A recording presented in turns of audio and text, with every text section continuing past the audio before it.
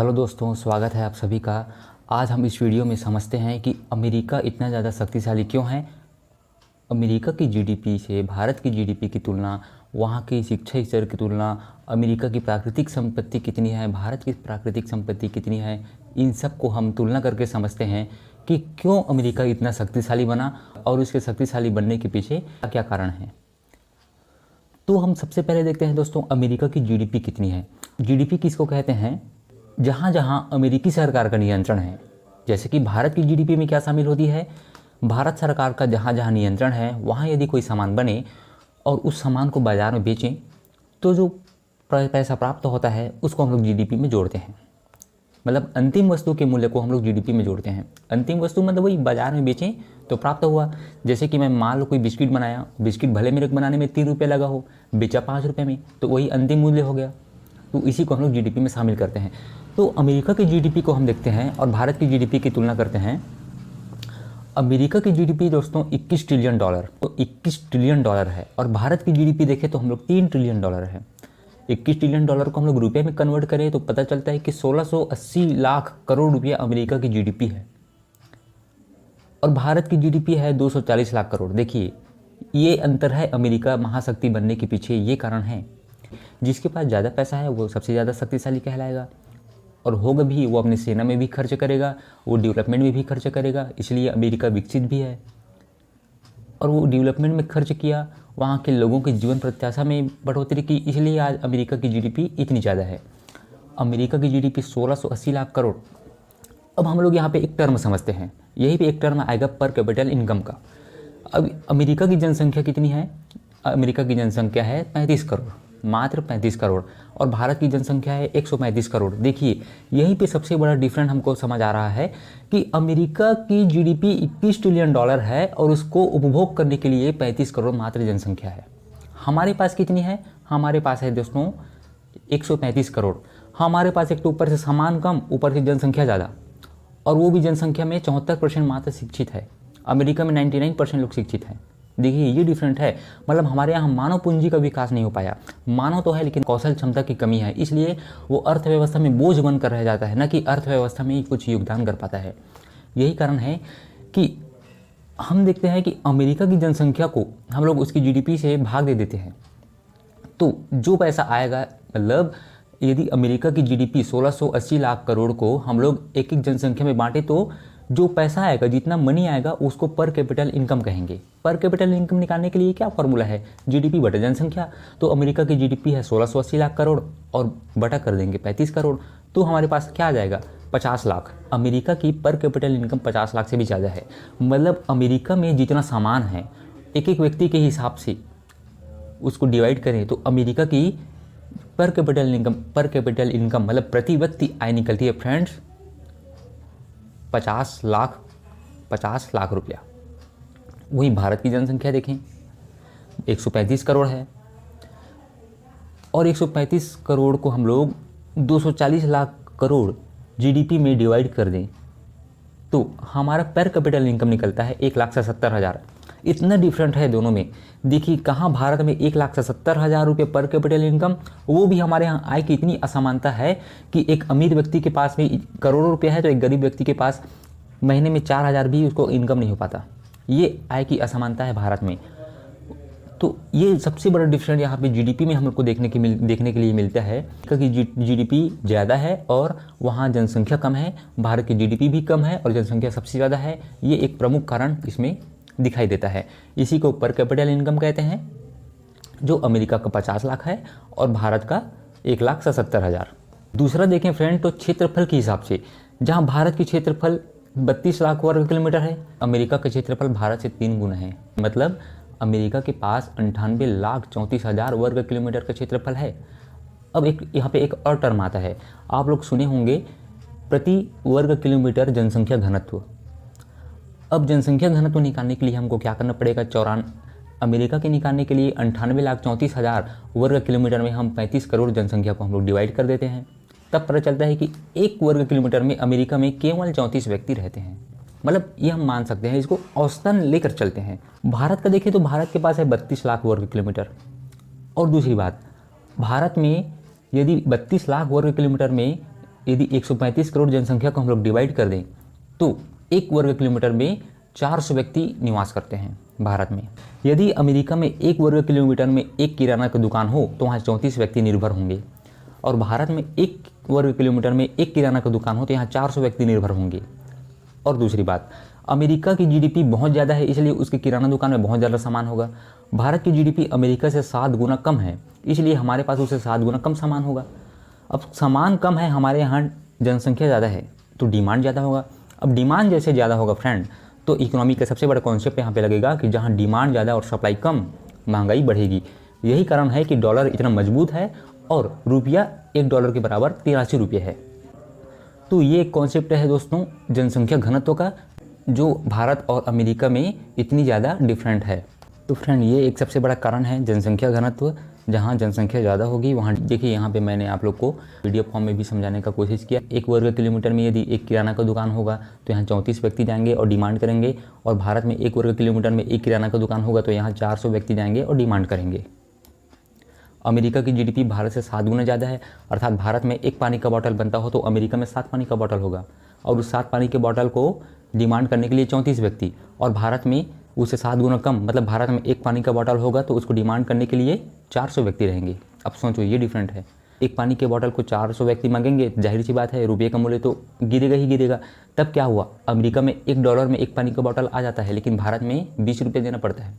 Dollar के मुकाबले अब रुपया यहीं पे गिरना शुरू हुआ, एक पानी का बॉटल 20 रुपये मिलता है। आगे हम समझते हैं दोस्तों तीसरा पॉइंट क्या है जो भारत और अमेरिका की तुलना करने पर हमको समझ आएगा। जो क्षेत्रफल है दोस्तों, मैंने क्षेत्रफल को भी यहाँ पे बता दिया है आप लोग को।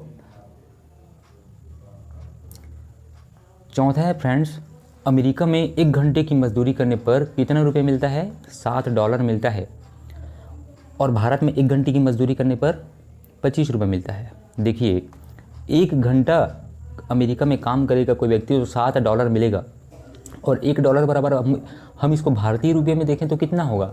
भारतीय रुपये में देखें तो अमेरिका में एक व्यक्ति 8 घंटा काम करे तो उसको $56 मिलेगा, और ये $56 को हम लोग 83 से गुना कर दें तो भारतीय रुपये में कन्वर्ट हो जाएगा।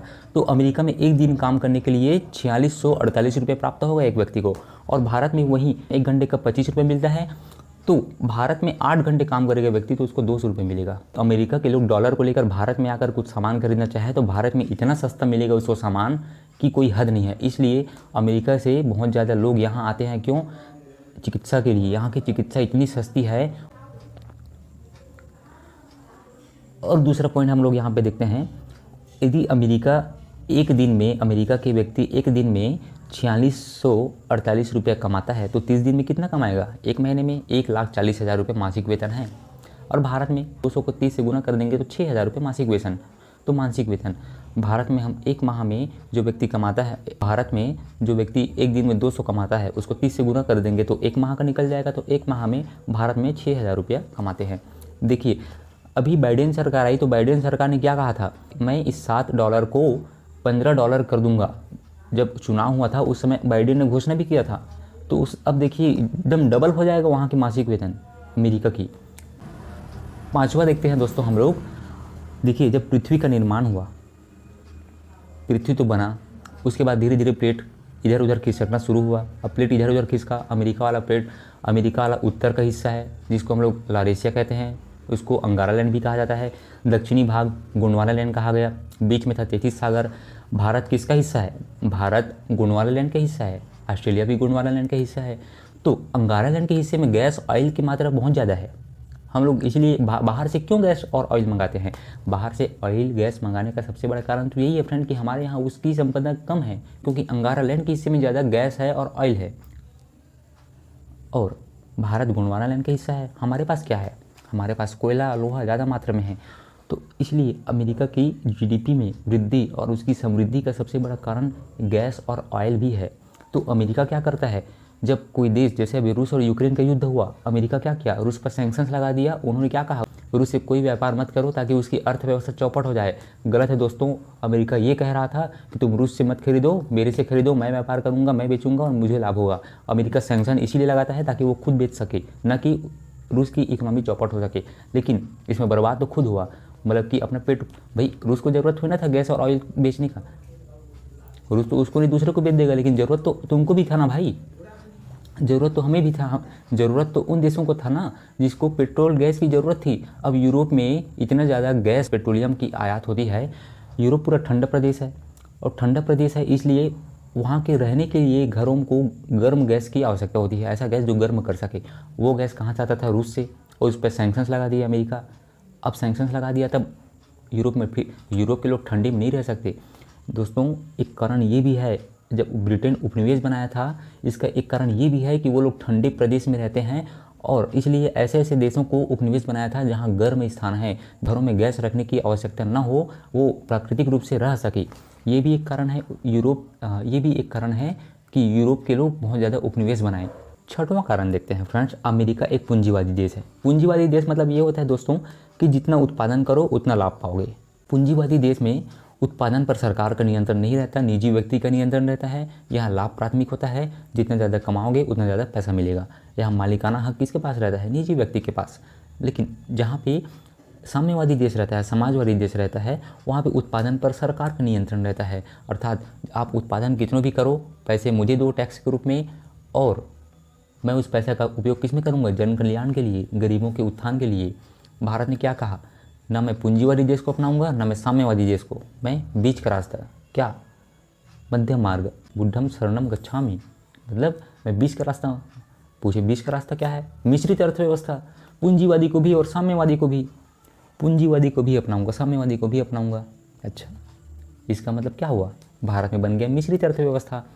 तो अब जहाँ निजी व्यक्ति को प्राथमिकता दी जाएगी और निजी व्यक्ति के हाथों में विकास होगा और डेवलपमेंट होगा, तो वो देश ज़्यादा डेवलप्ड होता है। क्यों? क्योंकि निजी व्यक्ति को लाभ प्राथमिक होता है, और लाभ प्राप्त करने के लिए वो ज़्यादा से ज़्यादा उत्पादन पर बल देता है, वो कौशल विकास पर बल देता है।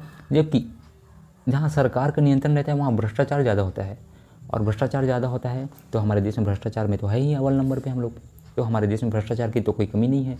तो ये भी एक कारण है फ्रेंड कि अमेरिका पूंजीवादी देश है और भारत मिश्रित अर्थव्यवस्था है। तो हम यहाँ पे इसको भी समझ चुके हैं, और हम सातवां टर्म समझते हैं कि ये क्या होगा। देखिए, अमेरिका आज इतना डेवलप्ड है और भारत आज विकासशील देश है। इसके पीछे का सबसे बड़ा कारण देखें, हम लोग तो अभी 100 साल नहीं हुआ यार, 75 साल हुआ है, इसलिए अभी आज़ादी का अमृत महोत्सव मनाए हम लोग। 75 साल हुआ है हमको आज़ाद हुए। अमेरिका कितना साल हो गया? सातवां हम देखें तो अमेरिका 4 जुलाई 1776 को आज़ाद हुआ। आज अमेरिका को आज़ाद हुए 246 साल हो गए, और हमें तो आज़ाद हुए केवल 75 साल हुए हैं। 1947 में हम आज़ाद हुए, तो आज़ाद हुए और हम यहाँ तक आए, हमारे लिए बहुत बड़ी उपलब्धि है। हमारी इकोनॉमिस्ट के लिए, हमारे देश के नीति निर्माताओं के लिए बहुत बड़ी उपलब्धि है कि हम विकासशील देश की श्रेणी में आए। जब हम आज़ाद हुए थे उस समय हमारे पास कुछ नहीं था।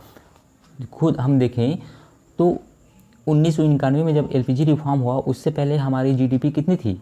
हमारी जीडीपी मात्र $300 बिलियन थी।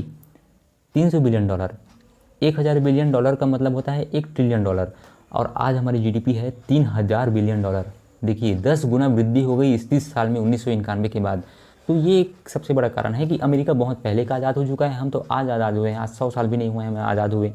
लेकिन मोदी जी ने क्या कहा था 15 अगस्त को जब भाषण दिए, तो मोदी जी ने कहा कि हमको 2047 तक, मतलब जब भारत आज़ादी का 100 वर्ष मनाएगा, भारत को विकसित राष्ट्र की श्रेणी में खड़ा कर देंगे। अब मैं इसको नेक्स्ट वीडियो में बताऊंगा दोस्तों कि हमको विकसित राष्ट्र बनने में क्या क्या चुनौतियों का सामना करना पड़ेगा, क्या हम 2047 तक विकसित राष्ट्र बन पाएंगे या नहीं। ठीक, अब हम लोग 8वां टर्म देखते हैं फ्रेंड। अमेरिका में साक्षरता दर 99% है, इसलिए यहाँ के लोग नए शोध, नए निर्माण और कौशल विकास को प्राथमिकता देते हैं। हमारे यहाँ भारत में 74% लोग ही शिक्षित हैं, इसलिए हमारे यहाँ नए कौशल और नए अनुसंधान पर बल नहीं दिया जाता। हमारे यहाँ अभी ये स्टार्टिंग फेज में है और इस पर दिया जा रहा है, काफ़ी दिया जा रहा है। जहाँ पे अमेरिका अंतरिक्ष के क्षेत्र में हो, चाहे सैन्य क्षेत्र में हो, अपनी जीडीपी का बहुत ज़्यादा खर्च करता है, लेकिन हम अभी उतना समृद्ध नहीं हुए हैं, इसलिए हम अपनी जीडीपी का इसमें बहुत कम खर्च कर पाते हैं। तो ये है दोस्तों, हमें विकसित बनने के लिए हमको भी बहुत सारी कठिनाई का सामना करना पड़ेगा। और दोस्तों ये तो 8 टर्म हो गया, एक आपको समझाने के लिए था कि अमेरिका और भारत की इकोनॉमी की हम तुलना करने पर देखें तो उसकी इकोनॉमी में इतने आगे बढ़ने का, जीडीपी इतना ज़्यादा होने का पीछे कारण क्या है। देखिए, हमारे यहाँ जनसंख्या ज़्यादा है ना फ्रेंड, इसीलिए हमारे पास में संसाधन लोगों को कम प्राप्त होती है। और ये संसाधन कम प्राप्त होने का कारण ये है कि वो जनसंख्या उन कामों में नहीं लग पाती जिन कामों में उनको लगना चाहिए। मतलब कि लोगों के पास कौशल विकास नहीं है। भारत में सीखने के फेज़ में है, अभी सीख रहे हैं लोग। जब आएगा एक समय तो हम भी अमेरिका जैसे देश को टक्कर देने लग जाएंगे, लेकिन अभी हमारे पास उतनी क्षमता नहीं है, क्योंकि भारत में देखिए 74% लोग ही शिक्षित हैं। तो दोस्तों हम लोग नेक्स्ट वीडियो में ये समझेंगे कि चाइना क्यों इतना ज़्यादा आगे चला गया। 1991 में भारत और चाइना दोनों एक ही बराबर थी, दोनों की जीडीपी, लेकिन आज चाइना इतना ज़्यादा $15 ट्रिलियन की जीडीपी हो गई चाइना, हम $3 ही ट्रिलियन पे अटके हुए हैं, जबकि दोनों में जनसंख्या देखें तो लगभग समान है। तो ऐसा क्या कारण रहा चाइना के आगे बढ़ने का? उन्होंने कैसे गरीबी दूर किया, कैसे विकासशील से विकसित बनने की ओर आया? हालांकि चाइना भी विकसित देश की कैटेगरी में नहीं आता, लेकिन वो बहुत जल्द आ जाएगा चाइना विकसित देश की कैटेगरी में। तो हम लोग नेक्स्ट वीडियो में इन सब टॉपिक को समझने का प्रयास करेंगे। तब तक के लिए जय हिंद। आप सब मेरे साथ बने रहिए और मेरे चैनल को लाइक करिए, सब्सक्राइब करिए।